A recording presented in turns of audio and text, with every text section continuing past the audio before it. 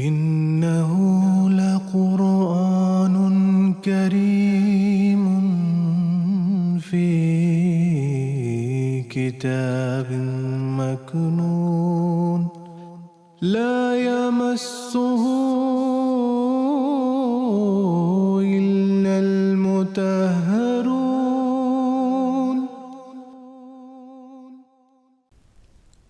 اعوذ باللہ من الشیطان الرجیم بسم اللہ الرحمن الرحیم۔ ناظرین کرام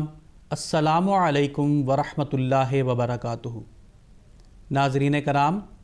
بانی جماعت احمدیہ سیدنا حضرت اقدس مسیح موعود علیہ السلام کے فرزند جلیل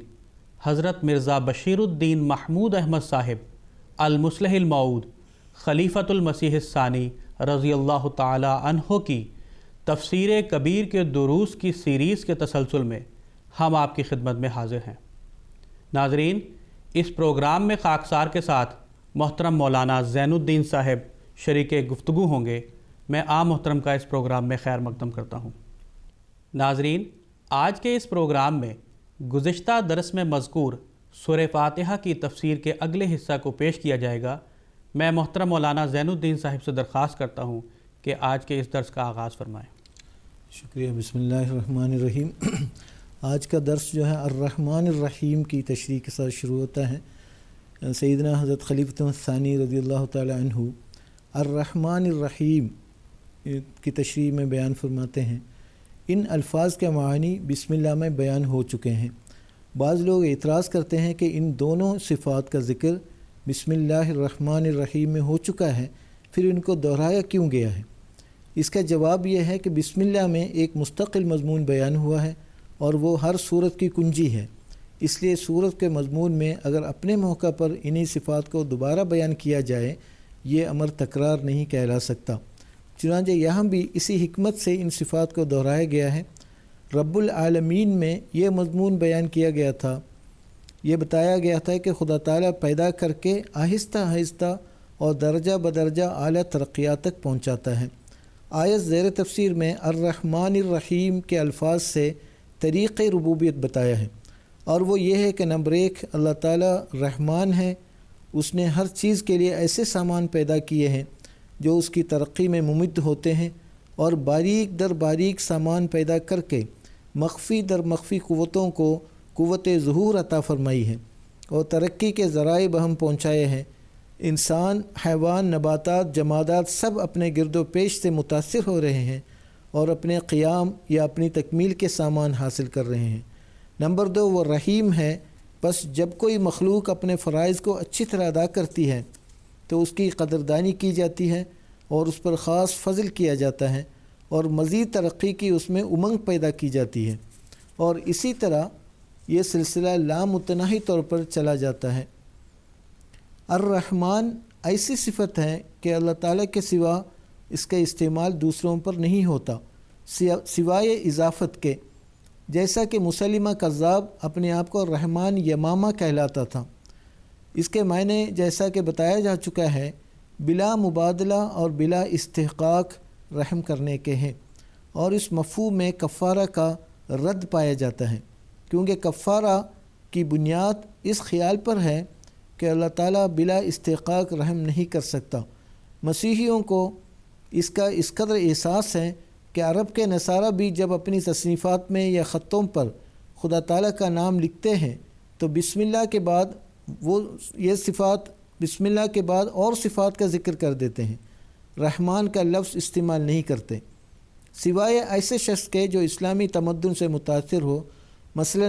یہ لکھ دیں گے بسم اللہ الکریم الرحیم، یا کوئی اور صفت بیان کر دیں گے، رحمان کا لفظ استعمال نہیں کریں گے، کیونکہ ان کا دل جانتا ہے کہ اگر خدا تعالیٰ رحمان ہے تو پھر اس کے لیے مسیح کا کفارہ لیے بغیر بندوں کے گناہ بخشنا کچھ بھی مشکل نہیں۔ اس کے آگے سیدنا حضرت مسلح موعود رضی اللہ تعالیٰ عنہ رحیم کی صفت میں جو تناسخ کا رد ہے اس کے متعلق آگے بیان فرما رہے ہیں۔ آپ فرماتے ہیں رحیم کی صفت میں تناسخ کا رد ہے،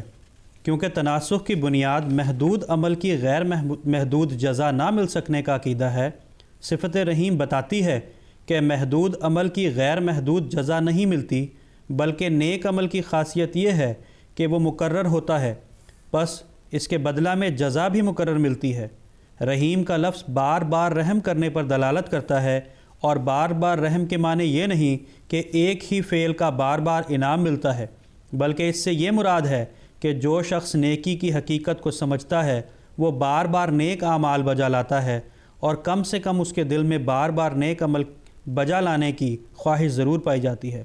پس ہر دفعہ جب نیک عمل کی جزا بندہ کو ملتی ہے اور نیکی کرنے کی طاقت اور اس کے بار بار بجا لانے کی خواہش اور بھی ترقی کر جاتی ہے، جس کے نتیجہ میں اللہ تعالیٰ اس پر رحم کرتا ہے، اور مومن کی نیکی کی خواہش اور بھی زیادہ ہو جاتی ہے، اور وہ نیکی کے کاموں میں اور بھی بڑھ جاتا ہے، اور اس طرح رحم بار بار نازل ہوتا جاتا ہے۔ گویا اللہ تعالیٰ کا رحم صرف گزشتہ فعل پر انعام کا رنگ ہی نہیں رکھتا، بلکہ آئندہ نیکی کے لیے ایک بیج کا کام بھی دیتا ہے۔ در حقیقت محدود عمل کا خیال ہندوؤں میں محض اس وجہ سے پیدا ہوا ہے کہ انہوں نے جنت کو بیکاری اور بے عملی کا ایک مقام سمجھ لیا ہے، اور ان کو سمجھنا بھی ایسا ہی چاہیے، کیونکہ وہ نجات کے معنی نروان یعنی تمام خواہشات اور اعمال سے آزاد ہونا سمجھتے ہیں۔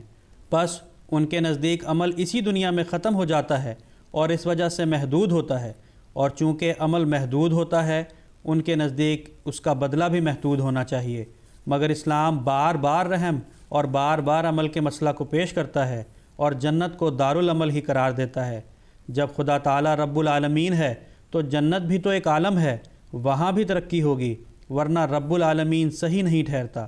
اور جب انسان وہاں بھی ترقی کرے گا تو لازماً اس کے تقوی اور اس کی محبت الہی میں بھی ترقی ہوگی، اور جب ان چیزوں میں ترقی ہوگی تو اس ترقی کے مقابل پر اللہ تعالیٰ کا رحم بھی پھر سے نازل ہوگا، اور جب یہ رحم اور عمل کا بار بار تبادلہ ہوتا رہے گا تو نجات کا وقت محدود کس طرح ہو سکتا ہے؟ اس دنیا اور اگلے جہان کے عمل میں صرف یہ فرق ہے کہ اس دنیا میں تنزل کا خطرہ بھی ساتھ لگا ہوا ہے، مگر اگلے جہان میں صرف ترقی ہوگی، تنزل نہ ہوگا، ورنہ روحانی عمل اور روحانی ترقی وہاں بھی ہوگی۔ پس محدود عمل اور غیر محدود جزا کا کوئی سوال ہی پیدا نہیں ہوتا۔ جزاکم اللہ۔ پھر مزید حضور مالک یوم الدین کی تفسیر بیان کرتے ہوئے فرماتے ہیں کہ آیت کے معنی ہوئے کہ اللہ تعالیٰ جزا سزا کے وقت کا مالک ہیں، شریعت کے وقت کا مالک ہیں، فیصلے کے وقت کا مالک ہیں، مذہب کے زمانے کا مالک ہیں، نیکی کے زمانے کا مالک ہیں، گناہ کے زمانے کا مالک ہیں، محاسبہ کے وقت کا مالک ہیں، اطاعت کے وقت کا مالک ہیں، غلبے کے وقت کا مالک ہیں، خاص اور اہم حالتوں کا مالک ہے۔ عام طور پر تو اس کے معنی قیامت کے دن کا مالک کیے جاتے ہیں، لیکن جیسا کہ لغت سے ظاہر ہے یہ معنی محض تفسیری ہیں، لغوی نہیں۔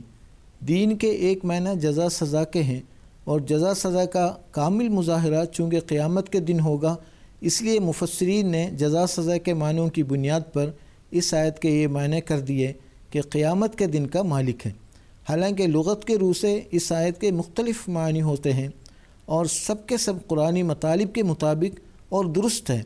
بس کوئی وجہ نہیں کہ ایک معنی کو تو لے لیا جاوے اور دوسروں کو چھوڑ دیا جائے۔ فرماتے ہیں جیسا کہ بتایا جا چکا ہے کہ مفسرین اس کے یہ معنی کرتے ہیں کہ اللہ تعالیٰ جزا سزا کے وقت کا مالک ہیں۔ ان معنوں کے روح سے ایک تو اس آیت کی یہ تشریح ہوگی کہ اللہ تعالیٰ قیامت کے دن کا مالک ہے، یعنی اس دن جزا و سزا میں کسی اور کا دخل نہ ہوگا، بلکہ جزا و سزا صرف اللہ تعالیٰ کی طرف سے ملے گی۔ اس طرح اس دنیا اور اگلے جہاں کے نتائج میں فرق بتایا ہے کہ اس دنیا میں تو اچھے برے افعال کی جزا و سزا انسانوں کے ذریعے بھی ملتی ہے اور اس میں لوگوں سے غلطی بھی ہو جاتی ہے، مگر قیامت کے دن صرف اللہ تعالیٰ ہی جزا سزا دے گا، اور یہ ناممکن ہوگا کہ کسی پر ظلم ہو اور اسے بے گناہ سزا مل جائے یا جرم سے زیادہ سزا مل جائے۔ نیز مجرم کے لیے بھی ناممکن ہوگا کہ جھوٹ فریب سے کام لے کر سزا سے محفوظ ہو جائے۔ نیز اس میں اس امر کی طرف بھی اشارہ کیا گیا ہے کہ اللہ تعالیٰ جزا سزا کے وقت صرف بطور ملک نہیں کام کرے گا بلکہ بطور مالک کام کرے گا، بلکہ ملک یعنی بادشاہ جب فیصلہ کرتا ہے تو اس کا کام صرف یہ دیکھنا ہوتا ہے کہ انصاف کیا ہے، انصاف کیا ہے، کیونکہ جن امور کا فیصلہ وہ کرتا ہے وہ مدعی اور مدعا علی کے حقوق کے ساتھ متعلق ہوتے ہیں، اس لیے اسے یہ اختیار حاصل نہیں ہوتا کہ وہ کسی کو معاف کر دے۔ لیکن اللہ تعالیٰ چونکہ بادشاہ ہی نہیں بلکہ مالک بھی ہے، اس لیے اسے حق حاصل ہے کہ وہ اپنے حق میں سے جس قدر چاہے معاف کر دے۔ اس مضمون سے ایک طرف تو امید کا ایک اہم پہلو پیدا کیا گیا ہے اور مایوسی سے انسان کو بچا لیا گیا ہے، دوسری طرف انسان کو ہوشیار بھی کر دیا گیا ہے کہ خدا تعالیٰ کے رحم سے ناجائز فائدہ اٹھانے کا خیال دل میں نہ لانا، کیونکہ مالک ہونے کے لحاظ سے جہاں وہ رحم کر سکتا ہے وہاں اپنی پیدائش کو گندہ دیکھنا بھی برداشت نہیں کر سکتا۔ گویا امید اور خوف کے خیالات یکساں پیدا کر کے انسان کے اندر چستی اور ہمت پیدا کرنے کی کوشش کی گئی ہے، برخلاف مسیحی نجات کی تعلیم کے کہ ایک طرف انصاف کا غلط مفہوم پیش کر کے امید کو توڑ دیا گیا ہے، دوسری طرف کفارہ کے مسئلے کو پیش کر کے گناہ پر دلیر کر دیا گیا ہے۔ گویا مسیحی عقیدہ کے دونوں پہلوؤں نے پاکیزگی کی نہیں بلکہ گناہ کی مدد کی ہے۔ حد سے زیادہ مایوسی نے بھی گناہ ہی پیدا کیا ہے اور حد سے زیادہ امید نے بھی گناہ ہی پیدا کیا ہے۔ کچھ لوگ تو پاکیزگی سے مایوس ہو کر نیکی کو چھوڑ بیٹھیں گے اور کچھ لوگ کفارہ پر توکل کر کے گناہ پر دلیر ہو جائیں گے۔ اس سے آگے آیت مالک یوم الدین کے دیگر معنی بیان کرتے ہوئے سیدنا حضرت مسلم موعود رضی اللہ تعالیٰ عنہ فرما رہے ہیں، دوسرے معنی اس آیت کے یہ ہیں کہ اللہ تعالیٰ شریعت اور مذہب کے وقت کا مالک ہے۔ اس میں ایک لطیف مضمون قانون قدرت کے بارے میں بیان کیا گیا ہے۔ عام طور پر خدا تعالیٰ کا معاملہ دنیا کے ساتھ عام قانون قدرت کے ماتحت ہوتا ہے، لیکن جس زمانہ میں مذہب یا شریعت کی بنیاد رکھی جاتی ہے اس وقت اللہ تعالیٰ صفت مالکیت کا اظہار کرتا ہے، یعنی نہ صرف بادشاہت کا ظہور ہوتا ہے جو عام قانون سے تعلق رکھتا ہے، بلکہ ان دنوں مالکیت کی صفت کا خاص طور پر ظہور ہوتا ہے، یعنی خاص تصرف سے اللہ تعالیٰ کام لیتا ہے، اور وہ لوگ جو اللہ تعالیٰ کی صفت کی باریکیوں سے واقف نہیں بظاہر قانون قدرت کو ٹوٹتے ہوئے دیکھتے ہیں۔ ایک بیچارہ اور بے کس وجود دنیا کے سامنے آ کر دعویٰ پیش کرتا ہے، سب لوگ اس کی مخالفت کرتے ہیں، لیکن باوجود ظاہری سامانوں کے مخالف ہونے کے وہ شخص کامیاب ہو جاتا ہے۔ اسی طرح اور بہت سے معاملات ہیں، دعاؤں اور معجزات کے ذریعہ سے ایسے واقعات ظاہر ہوتے ہیں کہ دنیا انہیں دیکھ کر حیران ہو جاتی ہے۔ در حقیقت ان واقعات کی حکمت یہی ہوتی ہے کہ جب اللہ تعالیٰ کسی روحانی سلسلہ کو چلاتا ہے یا کسی شریعت کی بنیاد قائم کرتا ہے تو ان ایام میں اپنی ملوکیت کی نہیں بلکہ مالکیت کی صفت کو خاص طور پر ظاہر کرتا ہے، یعنی عام قانون کی بجائے اپنے خاص قانون کو جو اس کے محبوبوں سے مخصوص ہے ظاہر کرنا شروع کر دیتا ہے۔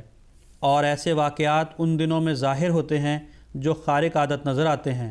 ہر نبی کے زمانہ میں خدا تعالیٰ کی سنت اسی طرح ظاہر ہوتی چلی آئی ہے، اور اس صورت میں بتایا گیا ہے کہ محمد رسول اللہ صلی اللہ علیہ وسلم کے زمانہ میں بھی اسی طرح ہوگا۔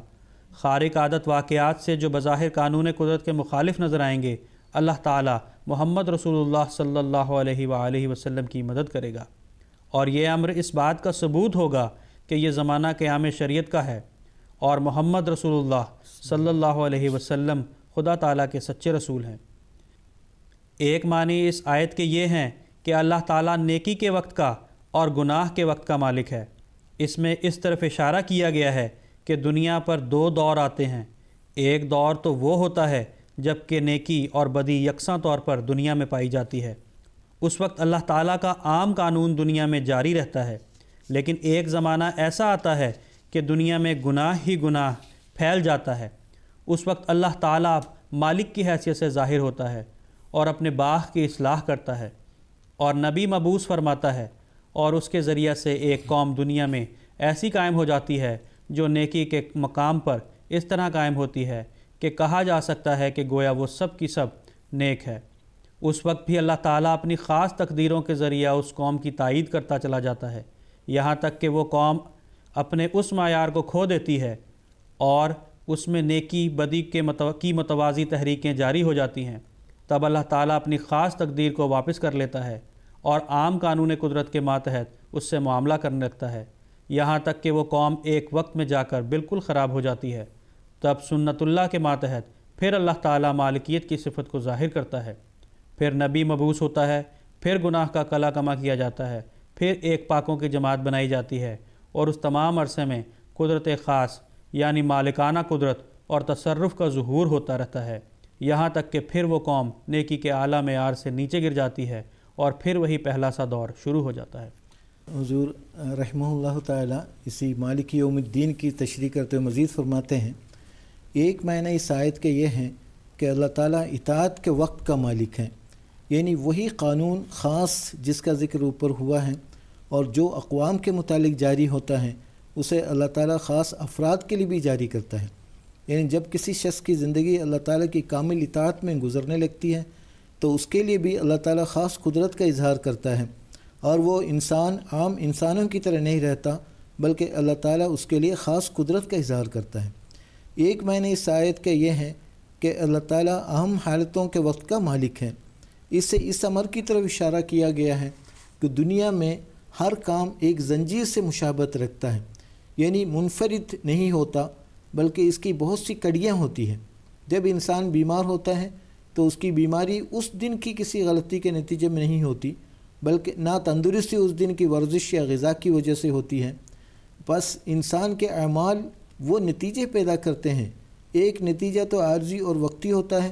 اور ایک نتیجہ آخری اور مستقل ہوتا ہے۔ ایک بے احتیاط آدمی آنکھوں کا غلط استعمال کرتا ہے تو اس کی آنکھیں دکھنے میں آ جاتی ہیں،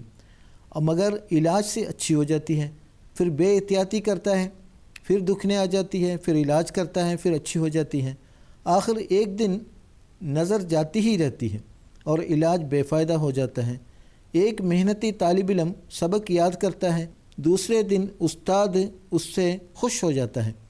اگلے دن پھر سبق یاد کرتا ہے، پھر استاد خوش ہو جاتا ہے۔ یہ نتیجہ تو ساتھ کے ساتھ نکلتا رہتا ہے، مگر اس محنت کا ایک خوشگوار اثر اس کے دماغ پر پڑتا جاتا ہے، اور اس کتابی علم کے علاوہ جو سبق یاد کرنے سے اسے حاصل ہو رہا تھا، ایک ذہانت، ایک علم کی باریکیوں کے سمجھنے کا ملکہ اس کے دماغ پر میں پیدا ہوتا چلا جاتا ہے، جو ایک دن اسے دنیا کا مرجع اور ممدوح بنا دیتا ہے۔ یہ آخری نتائج ایسے باریک طور پر پیدا ہوتے ہیں کہ ساتھی اور دوست بھی اسے دیکھ نہیں سکتے اور اس کی وجہ سمجھ نہیں سکتے۔ اس مضمون سے اللہ تعالیٰ نے اس طرف توجہ دلائی ہے کہ آخری اور مستقل کامیابی اللہ تعالیٰ کے تعلق سے ہی حاصل ہو سکتی ہے۔ بے شک انسان عام قانون کی فرمانبرداری کر کے عزت اور رتبہ حاصل کر لیتا ہے، لیکن ایک آخری نتیجہ جو اعمال کی زنجیر کے مکمل ہونے سے پیدا ہوتا ہے، اصل میں وہی قابل قدر شے ہے، خصوصاً جو موت کے وقت ایمان کی شکل میں ظاہر ہوتا ہے اور اسی پر اگلے جہاں کی زندگی کا انحصار ہے۔ فرمایا مالک یوم الدین سے یہ مراد نہیں کہ اللہ تعالیٰ اس دنیا کا مالک نہیں ہے، بلکہ اگر اس آیت کے معنی قیامت کے دن کے مالک کے لیے جائیں تب بھی آیت کا مطلب یہ ہے کہ اس دن ظاہری طور پر بھی کوئی مالک نہ ہوگا، جیسا کہ فرمایا وما ادراک ما یوم الدین ثم ما ادراک ما یوم الدین یوم لا تملک نفس لنفس شیئا والامر یومئذ للہ، یعنی تم کو کیا معلوم کہ یوم الدین کیا ہے؟ یوم الدین وہ دن ہے کہ کوئی شخص دوسرے کے کسی کام نہ آ سکے گا اور صرف خدا تعالیٰ کا حکم جاری ہوگا۔ بس مالک سے مراد یہ ہے کہ اس دنیا میں جو ظاہر میں بادشاہ اور حاکم اور مالک نظر آتے ہیں، یہ سلسلہ اگلے جہان میں ختم ہو جائے گا، اور یہ مراد نہیں کہ اللہ تعالیٰ اس جہان کا مالک نہیں ہے۔ باقی جی، اس سے آگے سیدنا حضرت مسلم موعود رضی اللہ تعالیٰ عنہ سورہ فاتحہ کے آغاز میں جو اللہ تعالیٰ کی 4 صفات کا ذکر کیا گیا ہے اس کی مزید تشریح کرتے ہوئے بیان فرماتے ہیں، ان چاروں صفات میں اور جس ترتیب سے وہ بیان ہوئی ہیں سلوک کا ایک اعلیٰ نقطہ بیان کیا گیا ہے۔ جب ہم اس امر کو دیکھیں کہ اللہ تعالیٰ کا مقام اعلیٰ ہے اور بندہ کا ادنا، تو یہ امر ہمارے لیے واضح ہو جاتا ہے کہ جب اللہ تعالیٰ بندہ کی طرف متوجہ ہوگا تو اوپر سے نیچے کی طرف آئے گا، لیکن جب بندہ اللہ تعالیٰ کی طرف توجہ کرے گا تو نیچے سے اوپر کی طرف جائے گا۔ اس نقطہ کو سمجھ لینے کے بعد ان صفات کو دیکھ کر جو سورہ فاتحہ میں بیان ہوئی ہیں، ہم سمجھ سکتے ہیں کہ اللہ تعالیٰ بندہ کی طرف رب العالمین، رحمان، رحیم، مالک یوم الدین کی صفات سے درجہ بدرجہ تنزل کرتا ہے۔ یعنی جب وہ اپنے بندہ کی طرف ظاہر ہونے لگتا ہے تو پہلے رب العالمین کی صفت کا ظہور ہوتا ہے، یعنی وہ ایسے ماحول تیار کرتا ہے جن میں اس کے منظور اور محبوب بندہ کی صحیح نشوونما ہو سکے۔ پھر وہ ان سامانوں کو اپنے بندہ کے ہاتھ میں دیتا ہے جن سے وہ روحانی ترقی کر سکے۔ پھر بندہ جب ان سامانوں سے فائدہ اٹھاتا ہے تو اس کے اعلیٰ سے اعلیٰ نتائج پیدا کرتا ہے، اور انعامات کے ایک لمبے سلسلہ کے بعد بندہ کی جد و جہد کا آخری نتیجہ نکالتا ہے، یعنی اسے دنیا پر غالب کر دیتا ہے اور اپنی مالکیت کی صفت اس کے لیے ظاہر کر کے اسے دنیا پر غلبہ دے دیتا ہے۔ اس کے برخلاف جب بندہ اللہ تعالیٰ کی طرف توجہ کرتا ہے تو اسے پہلے مالک کی صفت کا مظہر ہونا پڑتا ہے، یعنی وہ انصاف اور عدل کو دنیا میں جاری کرتا ہے، مگر اس کے انصاف کے ساتھ رحم کی ملونی ہوتی ہے اور عفو کا پہلو غالب ہوتا ہے، جس کے معنی ایصال شر سے اجتناب کے ہیں۔ جب بندہ اور ترقی کرتا ہے تو رحیمیت کی صفت کا مظہر ہو جاتا ہے، یعنی جو لوگ اس کے ساتھ تعلق رکھتے ہیں وہ نہ صرف یہ کہ ان کے کاموں کی قدردانی کرتا ہے بلکہ ان کے حق سے زیادہ ان پر انعام کرتا ہے، یعنی ایصال خیر کی عادت اس میں پائی جاتی ہے جسے احسان کہتے ہیں۔ پھر اس کے اوپر انسان ترقی کرتا ہے اور رحمانیت کی صفت کا ظہور اس کے ذریعہ سے ہونا شروع ہوتا ہے، اور وہ اپنے پرائے سب سے نیک سلوک کرنا شروع کرتا ہے، اور اس کا دل وسیع ہو جاتا ہے اور وہ رحمانیت کا مظہر بن جاتا ہے۔ کافر و مومن سب کی محبت اس کے دل میں پیدا ہو جاتی ہے، اور خواہ کسی نے اس سے حسن سلوک کیا ہو یا نہ کیا ہو، اس کی خواہش ہوتی ہے کہ سب سے نیک سلوک کرے۔ اسے ایتائے ذی القربیٰ کی حالت کہتے ہیں، یعنی جس طرح ماں اپنے بچہ کی خدمت اطاعت کا خیال کیے بغیر یا کسی بدلہ کی امید رکھے بغیر کرتی ہے، اسی طرح یہ شخص بنین و انسان کا خیر خواہ ہو جاتا ہے۔ پھر اس مقام سے ترقی کر کے انسان رب العالمین کا مظہر ہو جاتا ہے، یعنی اس کی نظر فرد سے اٹھ کر نظام تک جا پہنچتی ہے، اور وہ اپنے آپ کو دنیا کا نگران اور داروغہ سمجھ لیتا ہے اور دنیا کی اصلاح کی طرف بحیثیت مجموعی توجہ کرتا ہے اور سوسائٹی کی حالت کو بدل ڈالتا ہے۔ یہ صعود اور حبوط کی راہیں جو ان صفات میں بیان کی گئی ہیں سلوک کے اعلیٰ گر اپنے اندر مخفی رکھتی ہیں اور سالکوں کے لیے ایک عظیم الشان رحمت ہیں۔ جزاکم اللہ۔ پھر اگلی آیت ہے ایاک نعبد و ایاک نستعین،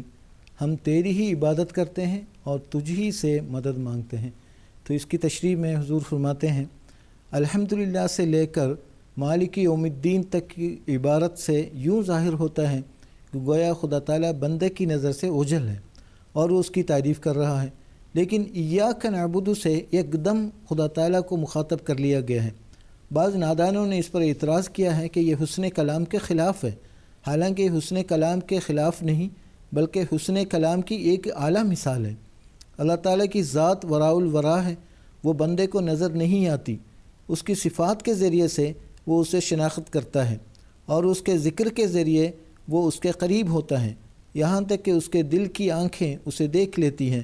ان آیات میں سلوک کے اس نقطے کو بیان کیا گیا ہے اور بتایا گیا ہے کہ رب العالمین، رحمان، رحیم، مالک یوم الدین کی صفات پر جب انسان غور کرتا ہے تو اس کی آنکھیں کھل جاتی ہیں اور اللہ تعالیٰ کی محبت شدید طور پر اس کے دل میں پیدا ہو جاتی ہے۔ تب وہ روحانی طور پر اللہ تعالیٰ کے دیدار سے مشرف اور اس کی محبت سے مغلوب ہو کر بے اختیار چلا اٹھتا ہے کہ اے رب، میں تیری ہی عبادت کرتا ہوں اور تجھ ہی سے مدد مانگتا ہوں۔ بس اس طرح ضمائر کو بدل کر اس مضمون کی طرف اشارہ کیا گیا ہے کہ قرآن کریم میں بتائی ہوئی صفات پر غور کرنے سے انسان کو اللہ تعالیٰ کی ملاقات حاصل ہوتی ہے اور اللہ تعالیٰ کی ذات بندے کے سامنے آ جاتی ہے۔ حدیث میں آتا ہے ان ابی ہریرہ ان رسول اللہ صلی اللہ علیہ وسلم یقول اللہ قسمت الصلاة بینی و بین عبدی نصفین فنصفها لی ونصفها لعبدی ولعبدی ما سأل فإذا قال العبد الحمد للہ رب العالمین قال اللہ حمدنی عبدی وإذا قال الرحمن الرحیم قال اثنى علی عبدی وإذا قال مالک یوم الدین قال مجدنی عبدی وربما قال فوض الی عبدی وإذا قال ایاک نعبد و ایاک نستعین قال هذا بيني وبين عبدي ولعبدي ما سأل وإذا قال اهدنا الصراط المستقيم قال هذا لعبدي ولعبدي ما سأل. مسلم کتاب الصلاۃ. یعنی حضرت ابو ہریرہ رضی اللہ تعالیٰ عنہ فرماتے ہیں کہ میں نے رسول کریم صلی اللہ علیہ وسلم کو یہ فرماتے ہوئے سنا ہے کہ اللہ تعالیٰ فرماتا ہے میں نے سورہ فاتحہ کو اپنے اور اپنے بندے کے درمیان تقسیم کر دیا ہے، بس اس کا نصف میرے لیے ہے اور نصف میرے بندے کے لیے ہے، اور میرا بندہ جو کچھ مجھ سے اس کے ذریعے طلب کرتا ہے میں اسے دوں گا. جب بندہ کہتا ہے الحمدللہ رب العالمین تو اللہ تعالیٰ فرماتا ہے میرے بندے نے میری حمد کی، اور جب بندہ کہتا ہے الرحمن الرحیم تو اللہ تعالیٰ فرماتا ہے میرے بندے نے میری ثنا کی ہے، اور جب بندہ کہتا ہے مالک یوم الدین تو اللہ تعالیٰ فرماتا ہے میرے بندے نے میری بزرگی بیان کی ہے. اور بعض دفعہ رسول کریم صلی اللہ علیہ وسلم نے فرمایا اللہ تعالیٰ فرماتا ہے کہ میرے بندے نے اپنا معاملہ میرے سپرد کر دیا ہے، اور جب بندہ کہتا ہے ایاک نعبد و ایاک نستعین تو اللہ تعالیٰ فرماتا ہے یہ آیت میرے اور میرے بندے کے درمیان مشترک ہے، اور میرے بندے نے جو کچھ مانگا ہے میں اسے دوں گا. پھر جب بندہ اہدنا الصراط المستقیم سے لے کر آخر تک کی آیات پڑھتا ہے تو اللہ تعالیٰ فرماتا ہے یہ دعا میرے بندے کے لیے ہے اور یہ سب کچھ میرے بندے کو ملے گا. اس حدیث سے مندرج ذیل امور کا استنباط ہوتا ہے. اول حمد و ثنا اور تمجید میں فرق ہے. دو مالک یوم الدین کی آیت کامل توکل پر دلالت کرتی ہے، یعنی اس میں یہ اشارہ ہے کہ انسان اللہ تعالیٰ کو آخری نتائج کا مرتب کرنے والا قرار دے کر جب الحمدللہ کہتا ہے،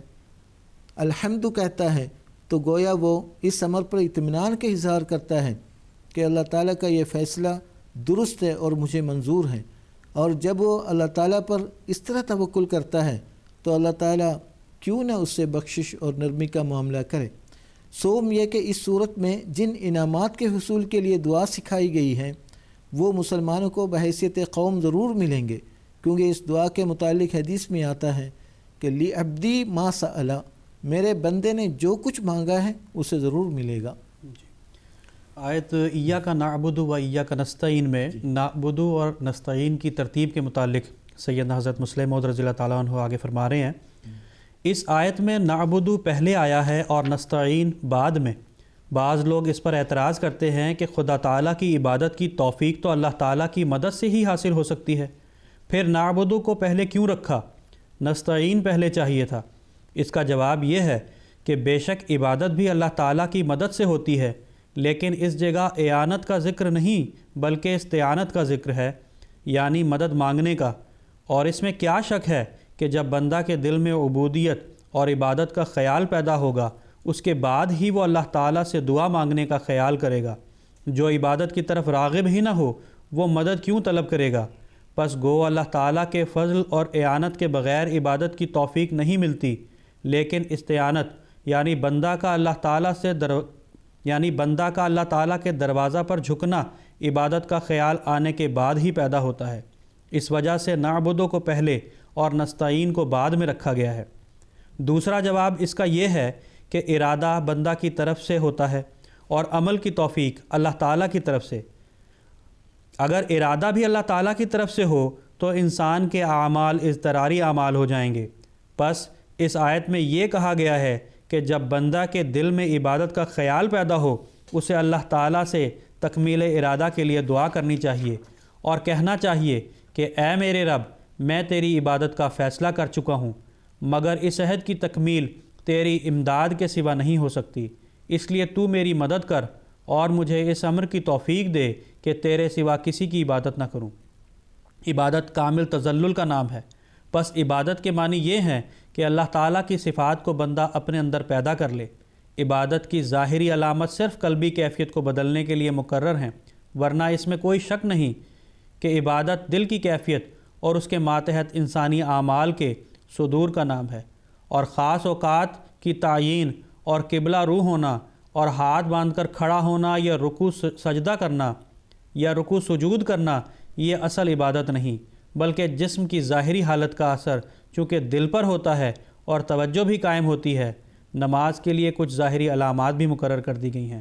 مگر وہ بمنزلہ برتن کے ہیں جس میں معرفت کا دودھ ڈالا جاتا ہے، یا بطور چھلکے کے ہیں جس میں عبادت کا مغز رہتا ہے۔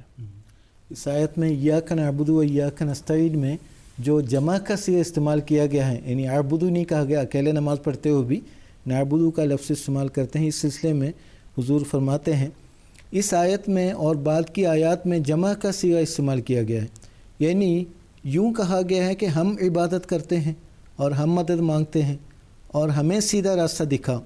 اس میں اس امر کی طرف اشارہ ہے کہ اسلام ایک مدنی مذہب ہے، وہ سب کے لیے ترقی چاہتا ہے، نہ کہ کسی ایک شخص کے لیے، اور یہ بھی کہ ہر مسلمان دوسرے کا نگران مقرر کیا گیا ہے۔ اس کا یہی کام نہیں کہ وہ خود عبادت کرے، بلکہ یہ بھی ہے کہ دوسروں کو عبادت کی تحریک کرے، اور اس وقت تک تحریک نہ چھوڑیں جب تک وہ اس کے ساتھ عبادت کرنے میں شامل نہ ہو جائیں، اور وہ آپ ہی اللہ تعالیٰ پر توکل نہ کریں بلکہ دوسروں کو بھی توکل کی تعلیم دے، اور اس وقت تک بس نہ کرے جب تک وہ توکل میں اس کے ساتھ شامل نہ ہو جائے، اور وہ خود ہی ہدایت کا طالب نہ ہو بلکہ دوسروں کو بھی ہدایت طلب کرنے کی نصیحت کرے، بس نہ کرے جب تک ان کے دل میں بھی ہدایت طلب کرنے کی تڑپ پیدا ہو کر وہ اس کے ساتھ شامل نہ ہو جائیں، اور خود بھی ہر دعا میں کی جگہ ہم کا لفظ استعمال نہ کرنے لگ جائیں۔ یہی تبلیغی اور تربیتی روح ہے جس نے اسلام کو چند سالوں میں کہیں کا کہیں پہنچا دیا، اور اگر آج مسلمان ترقی کر سکتے ہیں تو صرف اسی جذبے کو اپنے دل میں پیدا کر کے، جب تک مسلمان نعبدو اور نستعینو اور اہدنا کے الفاظ نہیں کہتے، جب تک ان الفاظ کو سچے طور پر کہنے کے لیے جد و جہد نہیں کرتے، اس وقت تک ان کا نہ دین میں ٹھکانہ ہوگا نہ دنیا میں۔ فرمایا حقیقت یہ ہے کہ عبادت بھی اور استعانت بھی اور طلب ہدایت بھی بحیثیت جماعت ہی ہو سکتی ہے، کیونکہ اکیلا آدمی صرف ایک محدود عرصے کے لیے ایک محدود دائرے میں عبادت کو قائم کر سکتا ہے۔ ہاں، جو اپنی اولاد کو بھی اور اپنے ہمسایوں کو بھی اپنے ساتھ شامل کر لیتا ہے، وہ عبادت کا دائرہ وسیع کر دیتا ہے اور اس کا زمانہ ممتد کر دیتا ہے، اور اس میں کیا شبہ ہے کہ سچا عبد وہی ہے جو اپنے آقا کی مملوکہ اشیاء کو دشمن کے ہاتھ میں نہ پڑنے دے، جو اپنے آقا کے باغ کو لٹتے دیکھتا اور اس کے لیے جد و جہد نہیں کرتا، وہ ہرگز سچا بندہ نہیں کہلا سکتا۔ جی، اس سے آگے حضور آیت ایاک نعبد و ایاک نستعین سے جبر اور قدر کے متعلق جو غلط خیالات پائے جاتے ہیں اس کا رد بیان کرتے ہوئے فرماتے ہیں، ایاک نعبد و ایاک نستعین کی آیت میں جبر اور قدر کے متعلق جو غلط خیالات لوگوں میں پھیل رہے ہیں ان کا بھی رد کیا گیا ہے کہ انسانی اعمال کے بارے میں لوگوں میں دو غلط فہمیاں پیدا ہیں۔ بعض تو یہ کہتے ہیں کہ جس قدر اعمال انسان سے سرزد ہو رہے ہیں جبر کے ماتحت ہیں، یعنی انسان ان کے کرنے پر مجبور ہے۔ یہ خیال مذہبی لوگوں میں بھی ہیں اور فلسفیوں میں بھی، اور اب علم النفس کے ماہرین کا ایک گروہ بھی ایک رنگ میں اس کا قائل ہو رہا ہے، اور ان کا سردار ڈاکٹر فرائیڈ آسٹرین پروفیسر ہے۔ جو لوگ اس عقیدہ پر غلط مذہبی عقیدہ کی وجہ سے قائم ہیں، ان کا یہ خیال ہے کہ اللہ تعالیٰ مالک ہے۔ جس طرح ایک انجینئر جب عمارت بناتا ہے تو کسی اینٹ کو پاخانہ میں اور کسی کو بالا خانہ میں لگاتا ہے، اسی طرح اللہ تعالیٰ مختار ہے کہ جسے چاہے نیک بنائے اور جسے چاہے بدکار بنائے۔ سو اس نے بعض کو نیک اور بعض کو بدکار بنایا ہے۔ مسیحیوں نے ورثہ کا گناہ تسلیم کر کے جبر کے مسئلہ کو رائج کیا ہے، کیونکہ جب انسان ورثہ کے گناہ سے کفارہ کے بغیر آزاد نہیں ہو سکتا تو جس قدر لوگ کفارہ پر ایمان نہیں لاتے گنہگار ہونے پر مجبور ہیں۔ تناسخ کا مسئلہ بھی جبر کی تائید میں ہے، کیونکہ جو جون سابق گناہ کی سزا میں ملی ہے لازماً ان حد بندیوں کے نیچے رہے گی جو سابقہ گناہ کی وجہ سے اس پر لگا دی گئی ہیں۔ فلسفیوں کے عقیدہ کی بنیاد صرف تجربہ پر تھی کہ باوجود کوشش کے بعض لوگ گناہ سے بچ نہیں سکتے،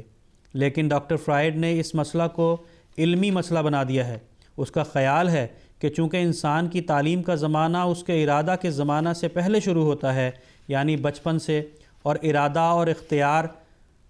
بلوغ کے وقت پیدا ہوتا ہے، اس لیے نہیں کہہ سکتے کہ اس کا ارادہ آزاد ہے، بلکہ جس چیز کو ہم ارادہ کہتے ہیں در حقیقت وہ وہی میلان ہے جو بچپن کے اثرات کے نتیجہ میں اس کے اندر پیدا ہو گیا ہے۔ انسان اپنے افعال کو با ارادہ اور خیالات کو آزاد سمجھتا ہے، لیکن در حقیقت وہ صرف بچپن کے تاثرات کے نتائج ہیں،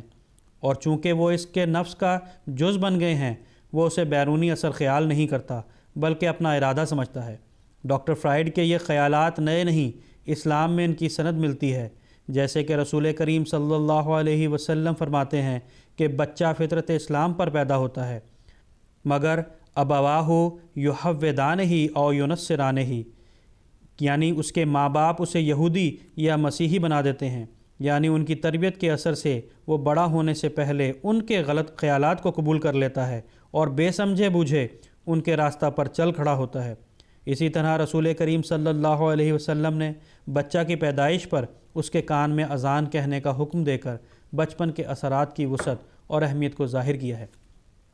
مالک یوم الدین اور ایاک نعبد میں قرآن کریم نے ان خیالات کے غلط حصہ کی تردید کی ہے، کیونکہ جبر کی صورت میں جزا سزا ایک بے معنی فعل ہو جاتا ہے، اور ایاک نعبد کہہ کر بتایا ہے کہ انسانی ارادہ اپنی ذات میں آزاد ہے، گو ایک حد تک وہ محدود ہو، لیکن اس کے اس حد تک آزاد ہونے میں کوئی شبہ نہیں کہ وہ ہدایت کو دیکھ کر اپنے لیے ایک نیا راستہ اختیار کر لے۔ مثلاً گو انسان برے اثرات کے تابع ہو، لیکن اگر اللہ تعالیٰ کی صفات پر وہ غور کرے تو ایاک نعبد کی آواز اس کے اندر سے پیدا ہو سکتی ہے اور ہوتی ہے، اور اس کا کوئی انکار نہیں کر سکتا۔ ڈاکٹر فرائیڈ اور ان کے شاگرد اس کا کیا جواب دے سکتے ہیں کہ حالات بدلتے رہتے ہیں اور خیالات بھی بدلتے رہتے ہیں، دنیا کبھی ایک حال پر قائم نہیں رہتی۔ اگر بچپن کے اثرات ایسے ہی زبردست ہوتے ہیں کہ ان سے انسان آزاد نہ ہو سکتا ہو،